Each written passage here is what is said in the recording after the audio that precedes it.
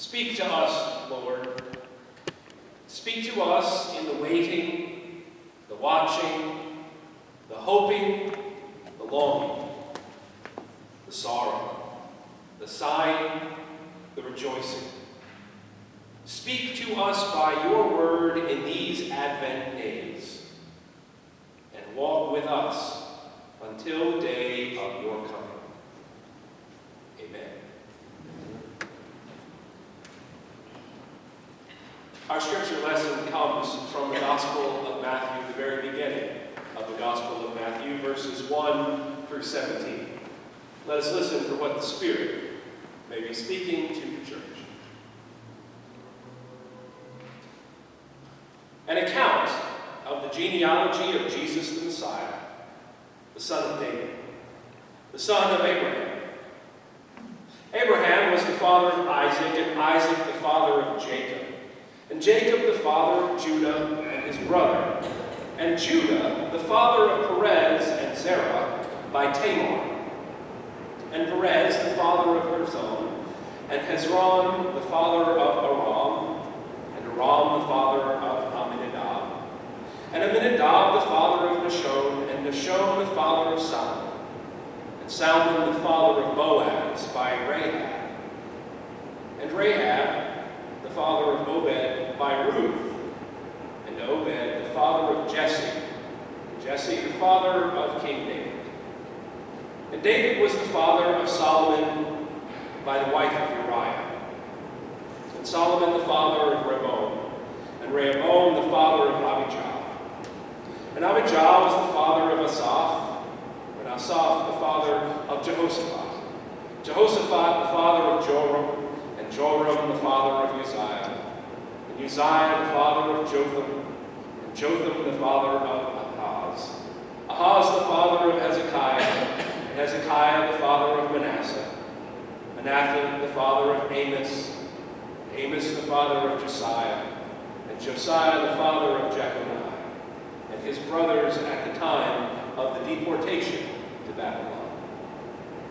And after the deportation to Babylon, Jeconiah was the father of Salathiel, and Salathiel the father of Zerubbabel, and Zerubbabel the father of Abiud, and Abiud the father of Eliakim, and Eliakim the father of Azor.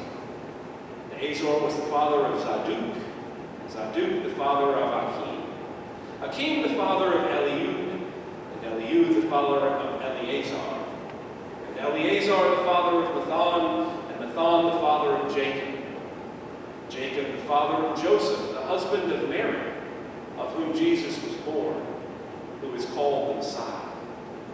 So all the generations from Abraham to David are 14 generations, and from David to the deportation to Babylon, 14 generations, and from the deportation to Babylon to the Messiah, 14 generations.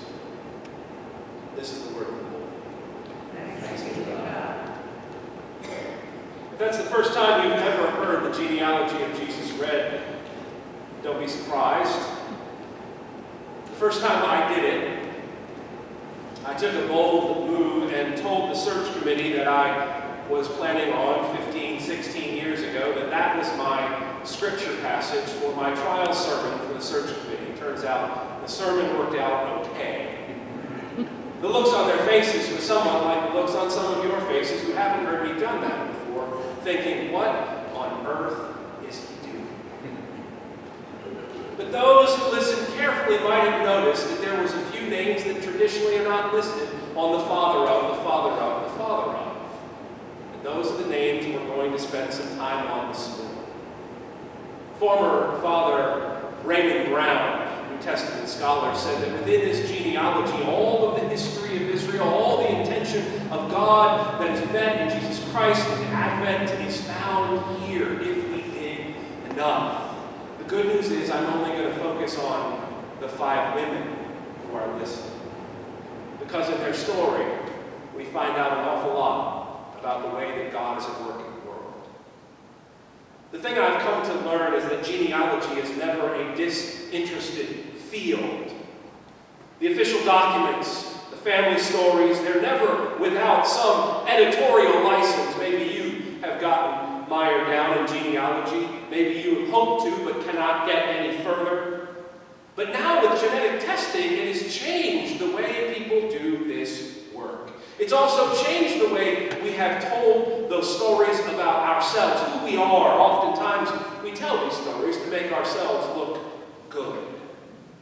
Despite knowing for generations that Sally Hemings was in fact with Thomas Jefferson, it took genetic testing to prove to the white wing of the Jefferson family that they too were related. In my own family, I grew up hearing that we had Native American blood. Some of you probably have as well. And that I was told that most of our family came from Germany. And then 2 years ago, I sent away, because there was a discount for one of the many genetic testings. I gave those to family members as gifts. They said, "You want our spit for Christmas?" And we learned a lot of interesting information. First of all, that there is 0.00% chance that anyone in my family has any Native American blood. We also found out that we're a whole lot more Irish than we are anything else. I suppose if you look at the two red-headed children, that tells you something about that truth. And it changed the way family stories got told.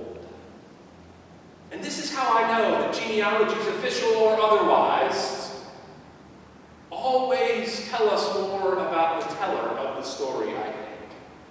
It makes me wonder, why do we tell these stories? I'd love to know at what point in my own family history did deciding that being connected to Native Americans was a good thing. I can tell you I know why they ignored the Irish part.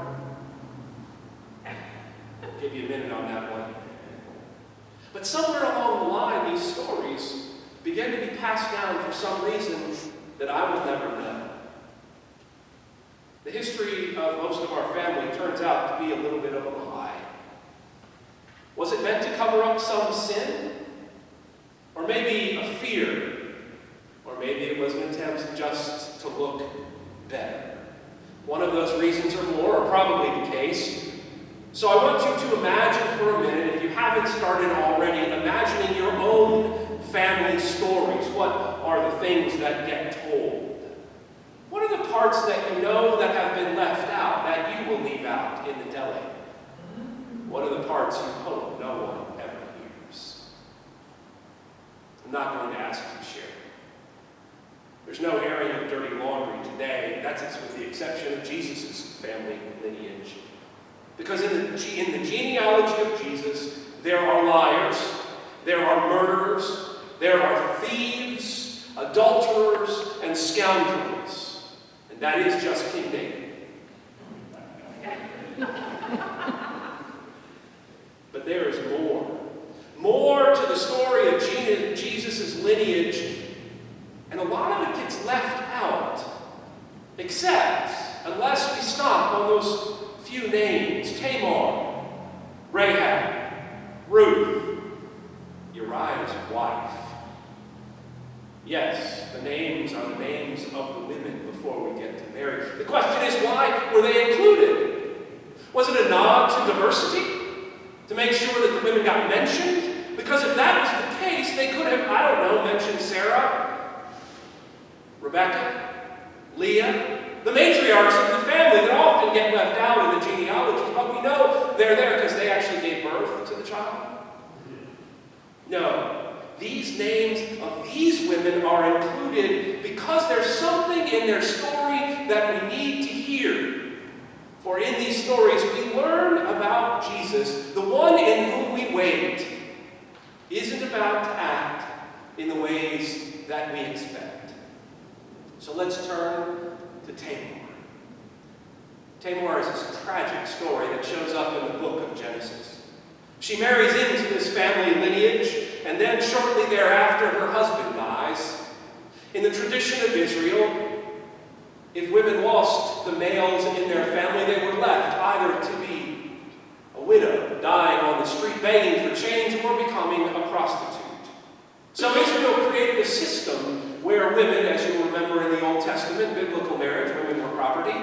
We no longer believe that, but it's important to point it out when people mention biblical marriage. I'll give when a husband would die, the next in the line of the family, a brother, an uncle, would take care and bring that woman into his house so that she wouldn't starve or turn to the life of prostitution.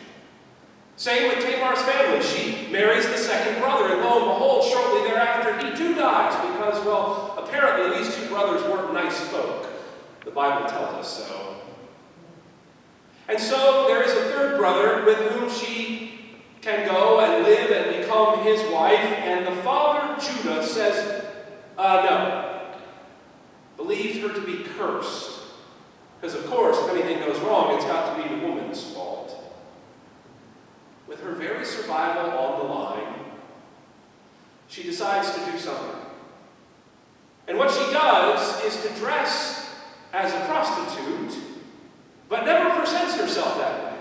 She just goes along the road where her father-in-law frequents, that she knows, and he propositions her, not knowing who she is. She agrees, but says, "You must give something to me in pledge, your ring, your signet, your cloak." And lo and behold, 9 months later, it turns out they find out she's pregnant, actually before 9 months. And Judah hears of the news and says she will be killed for her unfaithfulness. Tamar sends the little message to him, a package of his items, and says, these are the items of the man who is the father. And Judah has to eat his own words, and it is those children who continue the lineage. When she sends these items back to him, she removes the death sentence, and she becomes the mother of the continuing line of blessing. Because she was kicked to the curb, left for dead, but she did not die because she took it upon herself to survive. And once again, those at the margins, without power at least perceived to be, are given center stage in this story. Which takes us to Rahab. When the Israelites have left Egypt and are traveling and come to Jericho, they send a couple of spies into the city to find out what might be happening, and lo and behold, it turns out the spies are discovered. Then they end up in the home of a woman by the name of Rahab, who is a Canaanite, not even an Israelite. And she's a sex worker. She brings those men into her establishment, she's the madam, by the way, to keep them from being killed, tells the people who are their enemies they are not there, save their lives. And they say, and she says, "Save me and my family when you come back." And they do. When the walls come tumbling down, it's only Rahab and her family that survive because of her faithful action. And once again, the one whom the world reviles and demonizes, yet doesn't visit privately, is the epitome of faithful action. Which then takes us to Ruth. Ruth's story is just a little bit different, but she is not an Israelite. Again, another foreigner. She is from a place called Moab. The Moabites get their name from Lot and his daughters. If you don't know that story, Lot was drunk, his daughters then sleep with him. The story is kind of put on their heels, but either way, they have children, and the Moabites come from Lot and his daughters. The very name Moab means of the father. It is a constant reminder of who they are. They don't call themselves Moabite, as you might imagine. So this Moabite woman ends up in this family because Naomi and her family move into Moab. For whatever reason, they move there, and she has 2 sons, and her sons marry Moabite women they intended of staying for some time. And then Naomi, her husband dies, and then both of her sons die. And so here we have another vulnerable woman in a foreign land with 2 daughters whom she says to them, "Go back to your families." One of them does. The other one says, "No, I will go where you go. Your God is my God. Your family is my family." And they go back into Israel. Through a series of intrigues, Ruth ends up late one night on the floor with Boaz, who happens to be the Levirate guarantee. We mentioned this before. The person within the family that can continue the line and save Naomi's family through Ruth, the outsider. And as a result of Ruth's faithful action, of putting her in the place to make sure that Boaz would marry her, survival comes for her mother-in-law and for herself, and she becomes the great-grandmother of King David. And why is this important? Because so far we've had two immigrants, non-Israelites, who are at the center of the story of faithfulness. And yet, this foreigner, this one, becomes the grandmother of King David, and Matthew wants to make sure that we know that. Which brings us to Bathsheba, who isn't even named in the list. Her name is given as the wife of Uriah. In case you missed it and don't know the story, Bathsheba often gets the bad news. She seduced the great king. It's not the way the story happened. The king took her, saw her bathing he shouldn't have, decided he wanted her. There's no hiding King David's actions in this genealogy. While his army is off fighting wars, he's at home drinking and lusting over the wives of his soldiers. But then he uses to cover his action because, lo and behold, after being with her, she turns out to be pregnant. He creates this elaborate ruse and brings Uriah home and says, "Sleep with your wife." And he said, "Well, that wouldn't be right. Since all of my soldiers and all the rest of us are out without their families, I will sleep on the doorstep." He even gets him drunk trying to make it happen, and this man refuses to do it. I suppose it takes away the excuse, "I was drunk." He still acted faithfully. That's a sermon for another day. But David and Uriah. Now what is he going to do? He sends word to another general and says, "I want you to put Uriah on the front line. And I want you to attack. And when you attack, I want everyone to all of a sudden leave Uriah and leave him out by himself." And guess what? He gets killed. So that's where all of the nastiness of King David comes from. And yet, David is listed as the one after God's own heart. And Bathsheba becomes the mother of King Solomon. Each of these women survived in a world of men. A world of men that saw women solely as sex objects. Men who feared and yet were interested in those foreign women, so often demonized, or simply of no account. But God had other plans. Each one of these women were faithful, doing what they knew they had to do in order to survive in a broken world. And because of it, each one of them are given a place in the genealogy of Jesus. It is no accident. This is a carefully crafted genealogy, because I'll tell you, there aren't actually 14 generations to Babylonian exile and 14 after Jesus. If we look closely at the actual lists of kings and whatnot, we know that those numbers don't add up. So Matthew is trying to tell us from the very beginning something is up. It's trying to show us that what's about to happen may be rooted in the traditions of the past, but will be different, and yet not so different, because God has always worked at the margins. While connected with the stories of our faith, there is also something new happening where women and immigrants and sex workers will be the ones who act most faithfully. And then there is one woman, Mary. After all of this carefully crafted genealogy, guess what? None of it's connected to Mary. Did you catch that? This entire list, from beginning to end, is only connected to Joseph. Now, if we run that 23andMe test, we're going to find out that Joseph, at least as the story we tell it, didn't have any DNA connection to Jesus. It was Mary and the Holy Spirit. And it turns out that all of that carefully crafted genealogy might just have been a way of saying, don't you dare pick on Mary. Because we know the early stories about her before they started talking about who she was. The unmarried young woman. In fact, in some of the annals, there's a talk that Jesus was nothing more than a, quote, bastard of a Roman soldier, end quote. It turns out this whole crafted list tells us that DNA doesn't matter all that much.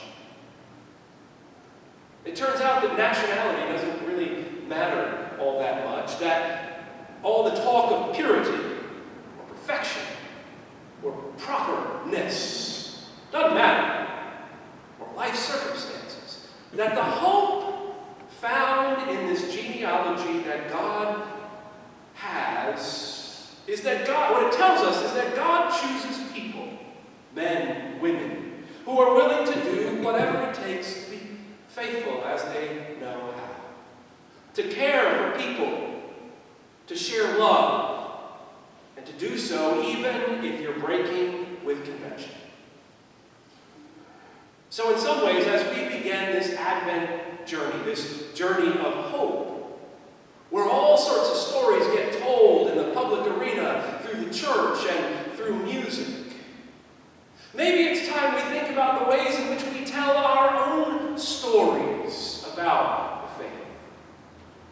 So that others who feel that they are on the margins, who feel that they're not pure enough, that they're in the wrong profession, or that somehow there's something wrong with them, that they're inspired to act faithfully. Maybe even us. Maybe even we might risk our reputation to figure out where God is at work in the places where hope seems to have died and yet lives on in hopeful action. As we begin our Advent journey and talk about hope, let us remember that we get to claim this genealogy too, even if we can't follow the genealogical lines. And then remember that we come from a long line of misfits and outsiders. And at the end of the day, it's the hopeful action in the midst of difficult days, when kings and leaders are morons and fools, that we can still be faithful and act in hope despite what they're up to. So as we tell the stories of this holiday season, let's look for the parts of the stories at the margins, instead of expecting it to show up on the evening calendars. Because it will always be the margins in which God works. And that is where the hope of the season is found. Not in all of the mess of the day. May it lead us to hopeful action. To stand with those at the margins and never allow ourselves to be marginalized